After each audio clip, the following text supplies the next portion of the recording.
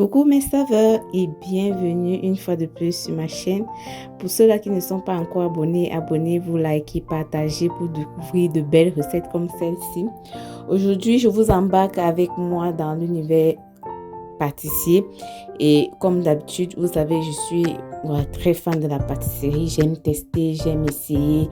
Vraiment, vous allez trouver sur ma page beaucoup de recettes de pâtisserie, de beignets, de gâteaux et de tout. Vraiment, c'est la force qui me manque. J'aurais dû ouvrir une boulangerie. Bref. Alors, voici ce que je vais vous présenter aujourd'hui. Des beignets sucre, des beignets gâteaux, comme dans notre enfance au Cameroun, comme nous avons vécu, comme nous avons grandi.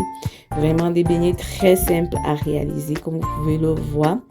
Ce petit truc noir que vous avez vu, c'est de l'arôme vanille, mais très frais, donc nature. Enfin, n'ayez pas peur. Et à côté, mettez les ingrédients que vous avez vus, comme je les ai mis. Vraiment, votre levure, dans de l'eau chaude, bien sûr. Utilisez de l'eau chaude pour faire gonfler la levure et laissez la levure reposer pendant 5 à 10 minutes. Et voilà, ajoutez les autres ingrédients, du sucre, de la vanille et tout ce qu'il faut, du sel et tout. Et voilà, et à la fin, mettez votre farine. Macérez bien la farine, pétrissez-la bien et juste obtenir une pâte assez molle et voilà. Et à la fin, mettez du beurre. J'ai opté pour du beurre un peu salé car bon, pour avoir encore un peu du goût salé. Et j'ai bien pétri ma farine. Comme vous pouvez voir, ma pâte à beignet, elle est très douce. Elle est très douce, très molle. Et ce qui montre comment les beignets seront. Voilà. Je vais laisser reposer pendant 2 heures de temps parce que je veux qu'elle gonfle très bien comme vous avez vu. Et ensuite, je vais encore pétrir ma farine, bien la travailler sur un plancher.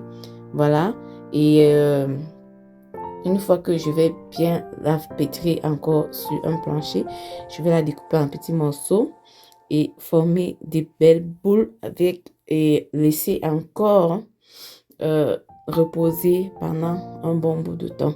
Voilà. Et vraiment, pour avoir des beignets et des résultats comme ceci, franchement, il faut de la patience. C'est de la patience. Mais le résultat à la fin est toujours satisfaisant parce que il y a eu du bon travail derrière.